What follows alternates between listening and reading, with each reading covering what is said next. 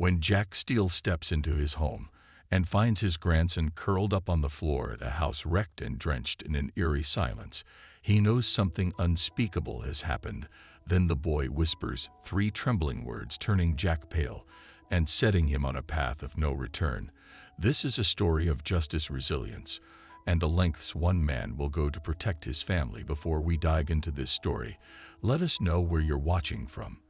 And if you're ready to see justice prevail, hit like and subscribe for more. The Arizona heat bore down on Jack Steele as he worked under the relentless sun, mending the fence that lined his quiet ranch. His grandson, Ben, crouched nearby, tying the last knot on a length of wire, his small hands fumbling but determined. Jack straightened, wiping sweat from his brow, his eyes scanning the horizon. Instinctively, even after years of retirement, the habits of a soldier refused to leave him. "Good work," he said gruffly, patting Ben on the shoulder. "Remember, the key is to secure it tight so nothing gets through." Ben grinned, his face lighting up with pride. "Think I'll ever be as good as you, Grandpa?" Jack smirked faintly, his hand resting briefly on the boy's head. "You're getting there." Inside the house, Emma was less enthusiastic about her summer stay. The 18-year-old sat by the kitchen window, headphones on, scrolling through her phone. The prospect of returning to her city life and her upcoming college semester kept her tethered to her world, far away from dusty fences and survival lessons. Jack had tried to bond with her, but the distance between them seemed insurmountable. He respected her independence, but couldn't shake the nagging worry that came with being her grandfather. She was all too eager to get away, and he feared she might lose herself in a world she didn't fully understand. That afternoon, Jack drove into the nearby town of Greenfield, a modest settlement with a single main street. Ben insisted on tagging along, eager to spend as much time with his grandfather as possible. As Jack parked the truck in front of a hardware store, he told Ben, "Stay in the truck. This will just take a minute." Ben nodded, his excitement tempered by the strict tone in Jack's voice. Inside the store, Jack was inspecting tools when raised voices from the front caught his attention. His instincts flared as he moved closer to the commotion near the counter. Three men in leather jackets were harassing the teenage clerk.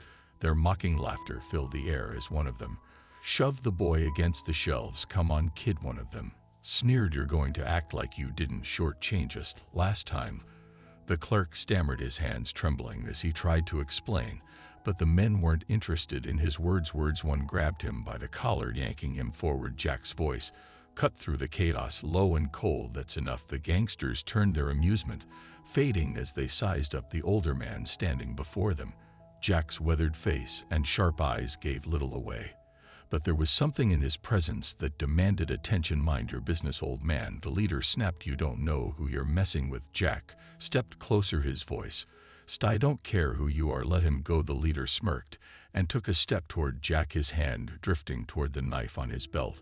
The motion was enough to spark the storm. Before the man could react, Jack moved fast, efficient, and brutal. His fist connected with the man's jaw, sending him sprawling. The second gangster lunged at him, but Jack sidestepped, grabbing his arm and twisting it until a sickening crack echoed through the store. The third hesitated, his confidence shaken, before Jack closed the distance and subdued him with a precise blow to the gut. The entire confrontation lasted less than a minute. The clerk gaped, his back pressed against the counter. "Thank you, sir." Jack didn't respond immediately. He glanced at the gangsters sprawled on the floor, one groaning and clutching his broken arm. His eyes narrowed, catching the tattoo on the leader's neck, a jagged symbol he'd seen in intelligence reports during his military days, a cartel mark. Finally, he turned to the clerk, called the sheriff. "Let him deal with this." Jack strode out of the store, his calm exterior hiding the storm brewing inside. As he climbed back into the truck, Ben looked up, concerned in his wide eyes. "Grandpa, what happened?" "Nothing to worry about," Jack replied, his tone clipped. "Let's go." As the truck pulled away, the gangsters stumbled out of the store, their faces contorted with fury. The leader spat on the ground, his jaw still aching. "He's going to regret that." Another man, still cradling his broken arm, muttered. "That was no regular old man." The leader's eyes burned with anger. "Doesn't matter who he is, Miguel. We'll want to hear about this later." That evening, Jack sat on his porch, his rifle leaning against the wall beside him. The quiet of the ranch was soothing, but his mind was far from settled. He replayed the events of the day, the symbol on the gangster's neck sticking out in his memory. It wasn't just some random encounter. Trouble was coming. He could feel it inside. Ben told Emma about what had happened. Grandpa took on 3 guys by himself. You should have seen him. Emma rolled her eyes, though a flicker of concern crossed her face. He shouldn't be fighting people. He's not young anymore, Ben huffed. He's still stronger than anyone. He'll always was win. Jack overheard their conversation from the porch, his gaze fixed on the dark horizon. He didn't share Ben's certainty. He had seen too many battles, lost too many people to believe in guarantees. Somewhere far away, Miguel Diaz sat in a lavish mansion, listening intently as his men relayed the story of the old man who had humiliated them. His lips curled into a cold smile. Let's see if he's as tough. When his family's on the line, Miguel said softly, the cartel's retaliation was coming. Jack Steele's quiet life was about to be shattered. The late afternoon sun bathed Jack Steele's ranch in golden light. But inside the house, an uneasy quiet lingered. Emma sat on the living room couch, her phone in hand, scrolling idly. Ben, on the other hand, was busy sketching something on a notepad at the kitchen table. He had been unusually focused the trip to town earlier in the week, his fascination with his grandfather's strength taking on a new intensity. Ben, what are you drawing now? Emma asked, her tone a mix of curiosity and teasing. Something for Grandpa, he replied without looking up, his pencil scratching furiously against the paper. Before Emma could press him further, a sound from outside drew their attention. It was faint, a car engine followed by the crunch of tires on gravel. Emma frowned and walked over to the window, pulling the curtain aside just enough to see a black SUV rolling onto the property. Grandpa's not back yet, is he? Ben asked, his voice carrying a hint of apprehension. No, Emma said, her frown deepening. Stay here. She opened the door, cautiously stepping onto the porch. 4 men got out of the SUV, their movements deliberate and coordinated. Something about them set off alarm bells in Emma's head. One of them locked eyes with her, his expression cold and unflinching. Can I help you? She called, trying to keep her voice steady. Instead of answering, the man nodded to the others, and they advanced toward the house. Emma backed up, her instinct screaming danger. Ben locked the door, she yelled as she slammed it shut behind her.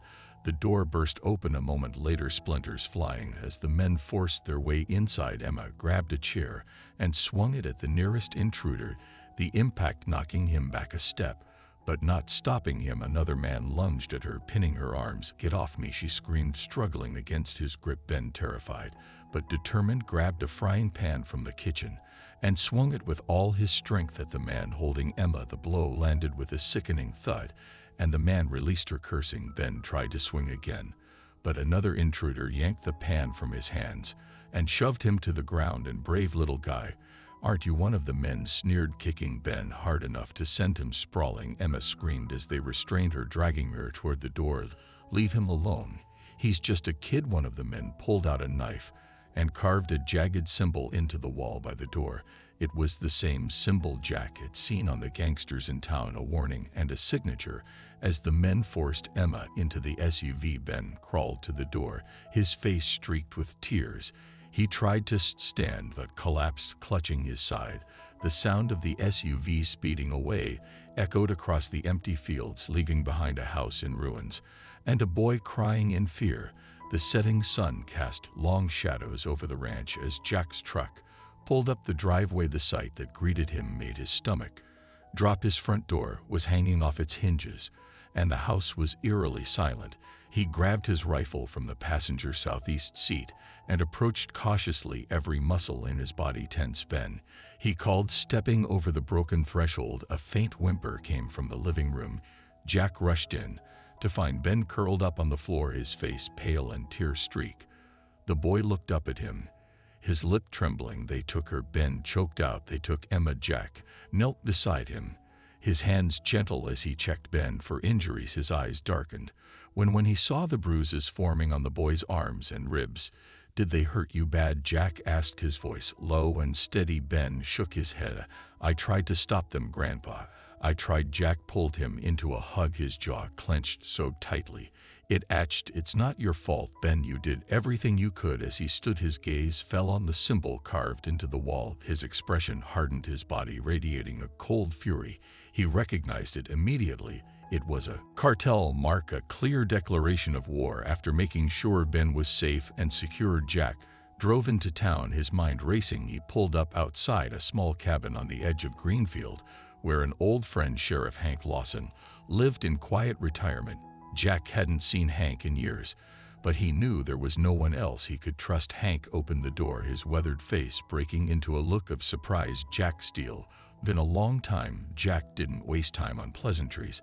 "I need your help." Hank, inside Jack, laid out everything: the encounter in town, the attack on his home, and the kidnapping of Emma. Hank listened silently, his face growing graver with every word. "You're dealing with Miguel Diaz," Hank finally said. "His cartel doesn't play games, Jack. They're not just thugs, they're a machine. You go after them, and they'll grind you into dust." Jack's gaze was unwavering. "They took my granddaughter." "I'm not asking for permission," Hank sighed, running a hand through his thinning hair. "I can't stop you, but I can tell you this: you're on your own. The cartel owns the local law. You take one wrong step, and they'll bury you before you can blink." "Let them try," Jack said coldly. Back at the ranch, Jack opened the door to his basement, a space he hadn't stepped into in years. The walls were lined with old millinery gear, carefully stored, but well-maintained. He ran his fingers over the weapons, the familiar weight of his past settling on his shoulders. Ben watched from the top of the stairs, his eyes wide. "What are you doing, Grandpa?" "Getting ready," Jack replied, pulling out a combat knife. "I need you to stay here." Ben locked the doors. "Don't let anyone in." "But what about Emma?" Ben asked, his voice trembling. Jack looked at him, his steely but calm. "I'm bringing her home." As he loaded his rifle and strapped on his gear, his quiet demeanor shifted. The retired Green Beret was gone, replaced by the soldier who had survived countless battles. He wasn't just fighting to protect his family, he was fighting to bring it back together. Jack steps out into the night, his silhouette framed against the rising moon. The resolve in his eyes is unshakable as he ends his hunt, knowing full well the danger ahead. "What do you think? Did Jack make the right choice by stepping in to protect the store clerk, even if it meant crossing a dangerous cartel? Let us know in the comments. And do you believe he has what it takes to save Emma and make it back alive? Hit that like button and keep watching to uncover what happens next. The night air was cool against Jack's face as he crouched behind an old rusted pickup in a forgotten part of town. A dim street light flickered overhead, casting a sickly glow on a small group of men gathered near the entrance to a rundown warehouse. Their laughter carried through the night, their carefree demeanor masking the rot that clung to their organization. Jack knew the type: small-time thugs with just enough knowledge to be dangerous. He adjusted the strap on his rifle and stepped out of the shadows, his boots crunching against the gravel. The men turned, their amused fading into weariness at the sight of the grizzled man approaching. Jack didn't hesitate. "Where's Miguel Diaz?" His voice was steady, almost calm, but it carried the weight of a promise. The tallest of the group stepped forward, a smirk spreading across his face. "Old man, you're in the wrong place. You should turn around before you get hurt." Jack's fist connected with the man's jaw. Before he could finish the sentence, the smirk vanished as he crumpled to the ground. The others moved in, but Jack was faster. A knee to the stomach, an elbow to the throat. Each strike was precise and deliberate. Within moments, the last man was pinned against the side of the warehouse, his face pale with fear. "I'll ask again," Jack said, his voice low. "Where is Miguel Diaz?" The man stammered, his breath coming in short gasps. I don't know where he is, I swear." Jack heightened his grip, the cold rage in his eyes cutting through the man's feigned ignorance. "Then tell him I'm coming." He released the man with a shove, watching as he scrambled to his feet and ran into the night. Jack didn't look back. He had left his message. Now it was time to move forward. Far from the safety of her grandfather's ranch, Emma sat in a dimly lit room, her wrists bound and her head pounding. The air was thick with a stench of sweat and mildew, and the distant sound of voices reminded her that she wasn't alone. Other captives, she realized, other victims of the same cartel that had torn her from her home. A man stepped into the room, his shadow stretching across the floor. He wore a sharp suit, a cruel smile tugging at his lips.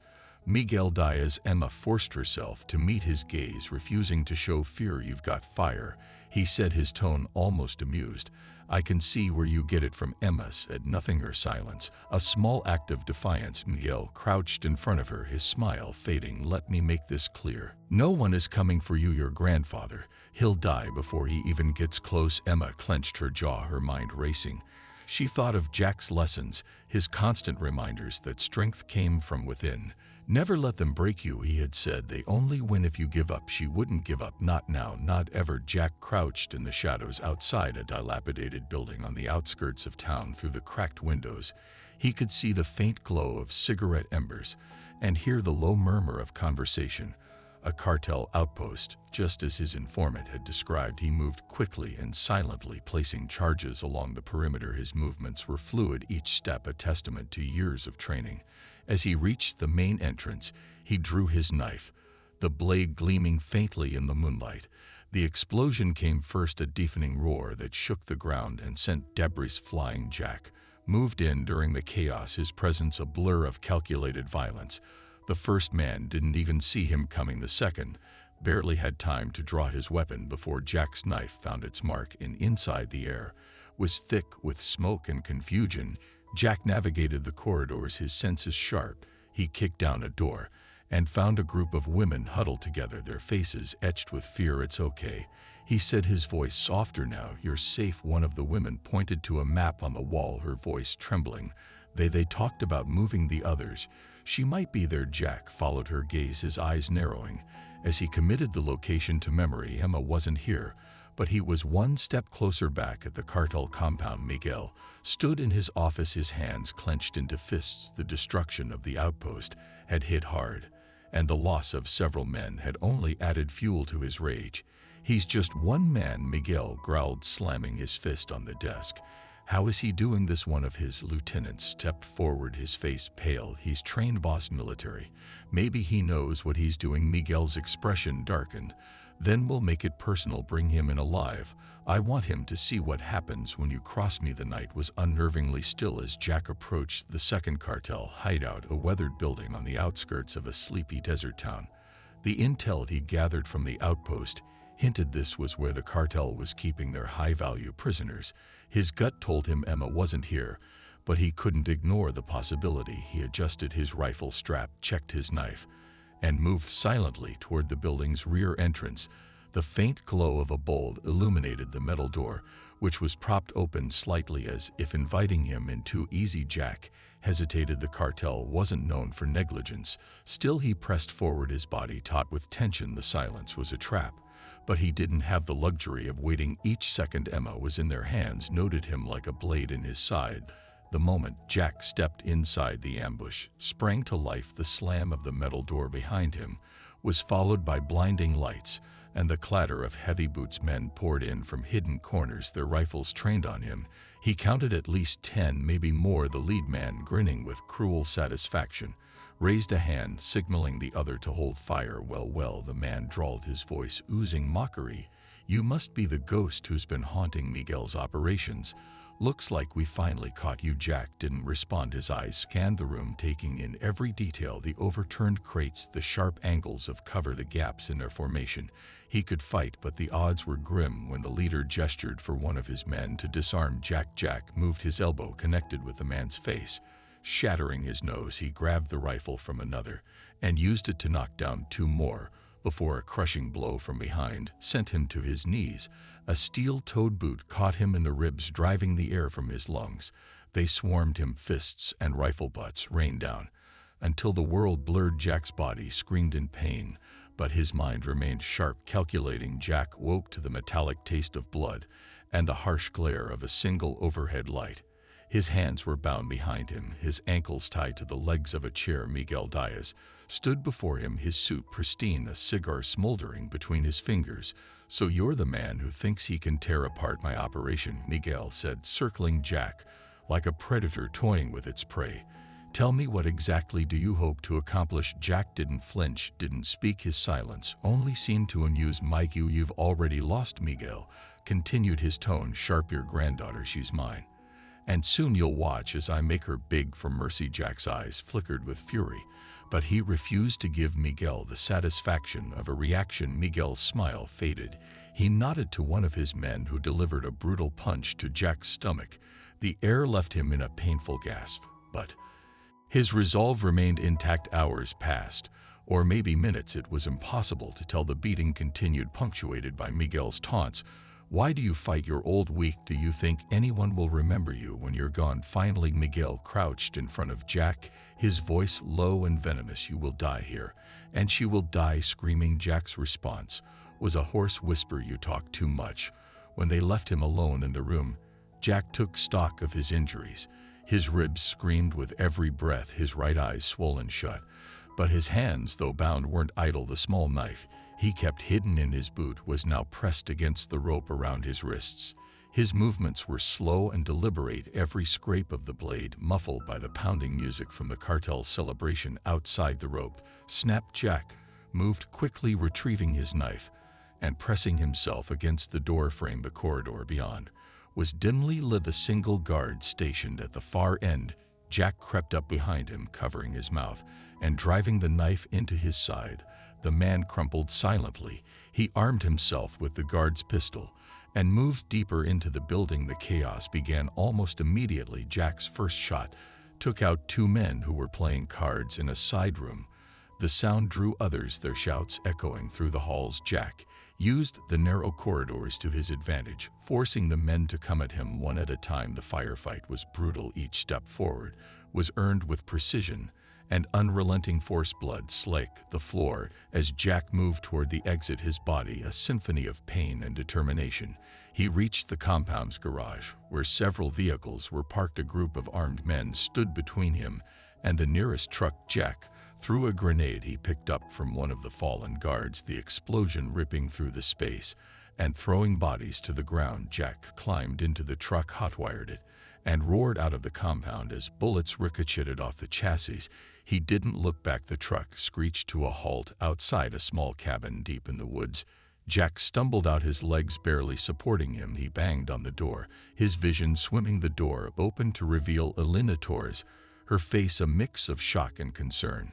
Jackie collapsed into her arms. When Jack woke, the cabin was quiet save for the crackle of a fire. His wounds were bandaged, and a glass of water sat on the table beside him. Elena entered carrying a tray of supplies. You're lucky you made it here, she said, her tone half scolding. What the hell are you doing? Jack sat up with a grimace. They took Emma. Elena's expression hardened. The cartel. Jack nodded. I need your help. Elena hesitated, then nodded. They killed my brother. I'll do whatever it takes. She handed him a folder filled with intel maps, personnel lists, and weak points in Miguel's operation. As Jack studied the documents, a plan began to take shape. This wasn't just a rescue mission anymore. This was war. Jack stood outside the cabin, the folder in one hand, a freshly sharpened knife in the other. The moonlight illuminated his battered face, but his eyes burned with purpose. He had escaped death, but now he was walking back into the fire. Jack Steele sat at his kitchen table. The faded map of the surrounding desert spread out before him. His fingers traced the lines of dusty roads and empty trails, his brow furrowed in concentration. His information had been solid. The cartel's lair was a sprawling compound nestled deep in the desert, fortified to the teeth. Jack had seen similar setups during his years as a green Beret, layers of defenses, patrols, and enough firepower to repel a small army. A frontal assault was out of the question. Jack wasn't foolish enough to walk into a death trap. He needed strategy, precision, and the element of surprise. He folded the map neatly and tucked it into his jacket. Across the room, Ben watched him with wide eyes. The boy's admiration mingled with worry. Grandpa, Ben asked hesitantly, are you really going after them? Jack's voice was steady even as his mind churned with plans. They took Emma Bennon.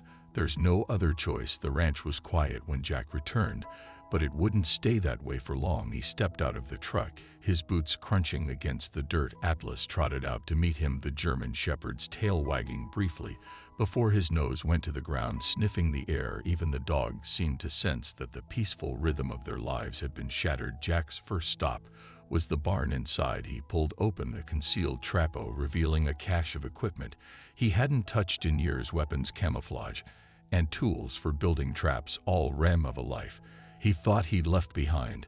As he began sorting through the gear, his movements were precise, methodical.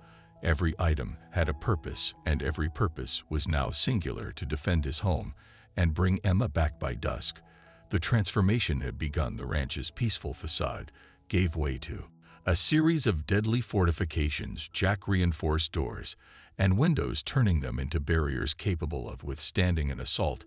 He rigged the perimeter with tripwires connected to flashbangs and homemade explosives. The open fields leading to the house were seeded with hidden trenches and strategically placed barriers, forcing any attackers into predictable kill zones. In the trees near the creek, Jack set up observation posts, each one equipped with motion sensors and cameras. The ranch wasn't just his home anymore. It was a battlefield, and Jack was designing it to give him every possible advantage. Meanwhile, miles away in the Cartel compound, Emma was biding her time.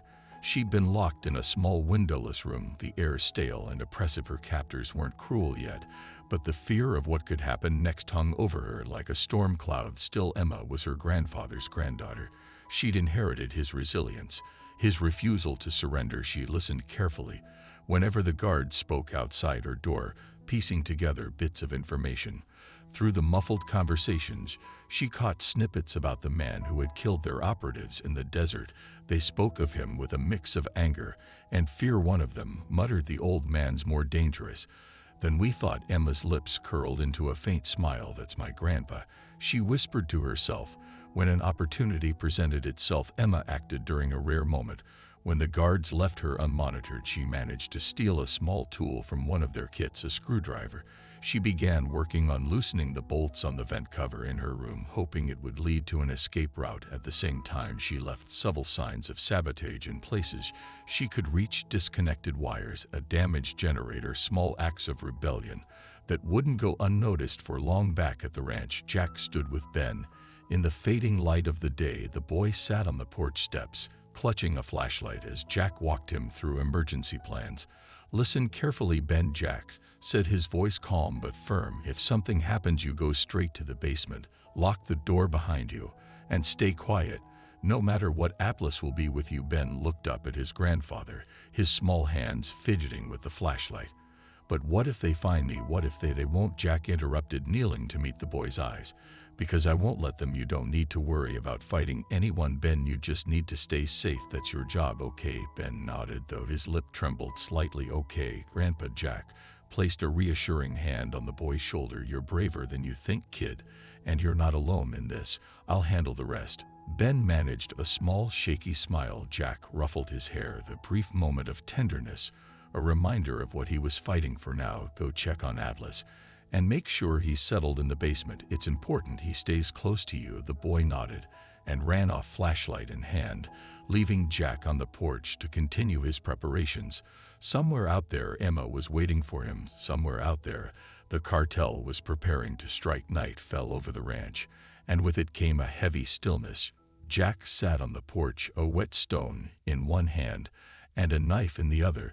The rhythmic scrape of metal on stone was the only sound, a steady cadence that matched the calm fury in Jack's heart. Atlas lay at his feet, his ears twitching at every distant sound. Jack's mind was a battlefield of its own, memories of past missions colliding with the grim reality of the present. He faced enemies like this before, ruthless, well-armed, and unrelenting. But this was different. This was personal. The stakes weren't just life and death. They were his family. As the stars began to dot the night sky, Jack's gaze shifted to the horizon. Somewhere out there, Emma was waiting for him. Somewhere out there, the cartel was preparing to strike. Jack didn't know when the fight would come, but he knew one thing for certain: they'd regret ever crossing him. And when the time came, they'd learn the hard way that Jack Steele wasn't just a retired Green Beret. He was a man with nothing left to lose. The Arizona desert stretched endlessly under the fading light, a stark, rugged expanse of red rocks, cacti, and scrub brush. Jack Steele stood on the porch of his secluded ranch, the distant peaks of the Superti Mountains cutting a jagged silhouette against the orange horizon. The stillness of the desert, once his refuge, now felt ominous. He knew it wouldn't stay quiet for long. The cartel was coming. Jack's eyes scanned the terrain, a veteran's instinct guiding his focus. His ranch, modest in size but meticulously fortified, was the last place he wanted to fight a war. But if Miguel Diaz wanted to send his men here, then this patch of desert would become their graveyard. From the basement, Jack heard the muffled sounds of Ben playing with Atlas. The boy's laughter was a brief reprieve from the tension gripping Jack. He had drilled Ben on what to do, hiding his fear behind calm instructions. Stay quiet, don't come out until I say it's safe. Ben was too young to truly understand, but he trusted his grandfather. Jack leaned against the porch railing, his gaze narrowing as he spotted dust clouds rising in the distance. Headlights soon pierced the dusk, 3 trucks rumbling along the dirt road, kicking up gravel. As they approached, Jack muttered under his breath, "Showtime." He moved quickly, his boots crunching against the packed dirt. As he double-checked the perimeter, the traps were set, buried explosives disguised beneath layers of sand tripwires, strung low between mosquites and hidden spike strips. Just off the main road, Jack's military precision was evident in every detail. This wasn't just his home, it was a battlefield. He designed the Cartel's convoy barreled closer, their arrogance obvious in their speed and lack of caution. Music blasted from the lead truck, the bass reverberating through the still air. Jack crouched behind an outcropping of boulders, rifle at the ready. The first truck hit the spike strip, its tires bursting with sharp pops. The vehicle swerved wildly before slamming into a saguaro, its engine sputtering to a stop. Men spilled out of the truck, cursing in Spanish. As they scrambled for cover, Jack pressed the detonator in his hand, triggering a controlled explosion on the roadside. The blast sent dust and debris into the air, disorienting the group from his vantage point. Jack fired, each shot precise. One man dropped, clutching his leg. Another crumpled as a bullet grazed his shoulder. The second truck came to a halt just short of the first, its occupants fanning out. They moved cautiously, now shouting orders to regroup. Jack watched them through his scope, analyzing their movements. These weren't amateurs, they had some training, but they weren't prepared for him. Another tripwire snapped, triggering a series of spikes to shoot upward, puncturing tires and forcing the second truck to a halt. Chaos erupted as men yelled and fired blindly into the desert. Jack's traps funneled them exactly where he wanted, into the open, exposed to his line of fire. The third truck, realizing the ambush, veered off the road, attempting to circle around the ranch. Jack cursed under his breath.